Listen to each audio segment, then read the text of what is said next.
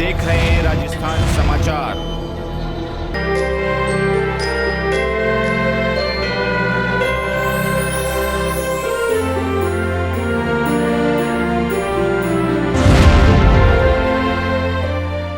सेवक पुजारी समाज को एक तंत्र में जोड़ने को लेकर पूर्व अध्यक्ष पत्रकार संघ आसपुर, वरिष्ठ पत्रकार राजस्थान पत्रिका आसपुर परिक्षेत्र, पूर्व सचिव श्री गौड़ ब्राह्मण समाज सेवा संस्थान वागड़ क्षेत्र राजस्थान, पूर्व प्रांतीय संयुक्त सचिव ब्राह्मण महासभा राजस्थान, पत्रकार संस्थान पत्रकारिता के संवाददाता, अखिल भारतीय ब्राह्मण समाज एवं कई पदों के साथ अपने जीवन को हर समाज को एकजुट में जोड़ने को लेकर आखिर ऐसा क्या देखा।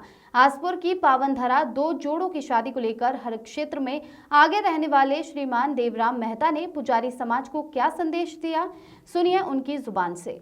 आज शुद्ध सुरपुरिया सेवक समाज के दो जोड़ों का मिलन होने जा रहा है आसपुर में। उसको लेकर सर आप हमारे समाज को क्या संदेश देना चाहेंगे आप?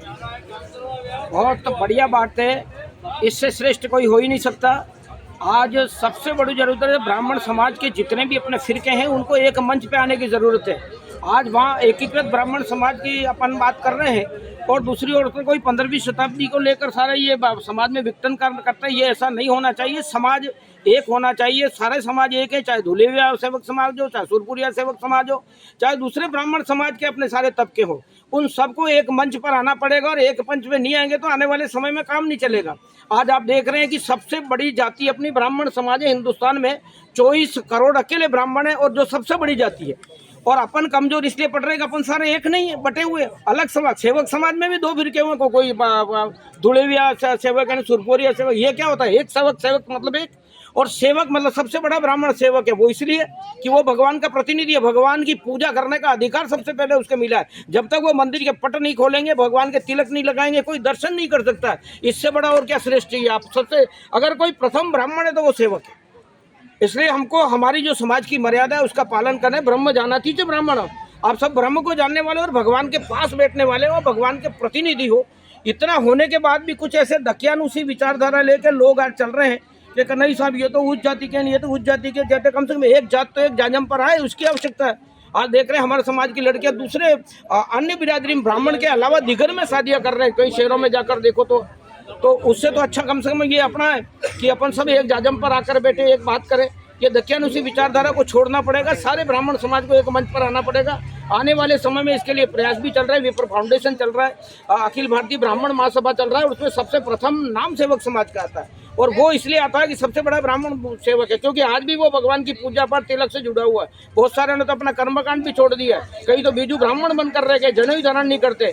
उनसे तो श्रेष्ठ सबसे बड़े मैं इसीलिए मानता हूँ। मैं सेवक समाज को मेरा अपना समाज मानता हूँ और मैं सारे ब्राह्मण समाज को एक मंच पे लाना चाहता हूँ। सेवक समाज के तो सारे फिर के आए, लेकिन सारा ब्राह्मण समाज जब तक एक मंच पे आके एक आवाज में बात नहीं करेगा तब तक हमारे समाज का कल्याण नहीं हो सकता। 10 आदमी अगर बैठ के रोड पे कोई आंदोलन करने बैठेंगे तो उनको 151 में बंद कर देंगे और 1000 लोग एक साथ जाके बैठेंगे तो सरकार उनको आकर पूछेगी कि भाई तुम्हारी मंशा क्या है। जमहूरियत व तंत्र हुकूमत है जिसमें बंदों को गिना जाता, तोला नहीं। अपने वो गिनती बतानी पड़ेगी। चाहे वो सेवक समाज है, दोनों वर्ग एक साथ बैठे, चाहे दूसरे ब्राह्मण समाज है वो भी एक साथ बैठे। आज उसकी जरूरत है।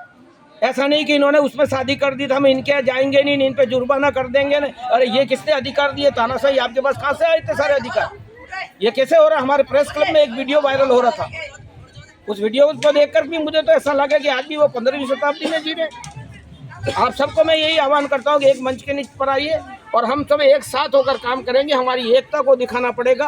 अखंडता और एकता हमारी बनी रही तो सरकारें झुकेंगी, सरकार को हम झुका सकते हैं। आने वाले समय में पूरा हिंदुस्तान का 24 करोड़ ब्राह्मण एक मंच के नीचे आएगा तो सारे के सारे आरक्षण व्यवस्था को खत्म कर सकते हैं हम। ये अधिनायक बनाम जो आरक्षण का जो दौर चल रहा है वो इसलिए चल रहा है कि आज हम सारे दूसरे सारे एकीकृत नहीं, हम संगठित नहीं है। हमको संगठित होना चाहिए। और आप जितने सेवक समाज के उनसे यही आग्रह है कि आप इस तरह से दकियानुसी विचारधारा वाले के जितने भी आपके कोई पदाधिकारी हो उन पर अंकुश लगाओगे, ऐसा नहीं होगा। बहुत बहुत धन्यवाद। बधाई देना चाहता हूँ भाई हमारे प्रेस क्लब के दिनेश जी को, जिनके पुत्री की शादी है। ये हमारे इनके बहन की शादी है और उस कार्यक्रम में आने का मुझे सौभाग्य मिला। आप सबका दर्शन का लाभ मिला। मैं पहले हमारे श्रीकोट समाज के जो वागड़ चोकला उसका 22 साल तक सेक्रेटरी रहा, अखिल ब्राह्मण महासभा का स्टेट जोन सेक्रेटरी रहा और दूसरे सारे पदों पे हमारे भाई श्री हीरालाल जी वगैरह सारे जानते हैं और बहुत अच्छा प्रेम रखते हैं खेड़ा में और सब आसपास में। और मैंने तो अपने आप को सारे समाज की एक सार्वजनिक संपत्ति घोषित कर रखी है। मुझे तो कोई हरिजन भी बुलाता वहाँ भी मैं तो जाके खड़ा हो जाता हूँ। कोई भी अच्छे काम में, धार्मिक कार्यक्रम, हाँ हमारा काम ही यही है। शादी किसी भी हो, हमको तो ढोल बजाना, हम तो क्योंकि प्रेस से जुड़े हुए और क्या, इसलिए हमारा ये काम है। और हमारा काम है समाचार में एक मतलब एक क्या कहते हैं समन्वय बना रहे और हमारा संगठन बना रहे। आज सबसे बड़ी उसकी जरूरत है और इस पर आप सभी कायम रहे। बहुत बहुत बधाई आप सबको, धन्यवाद।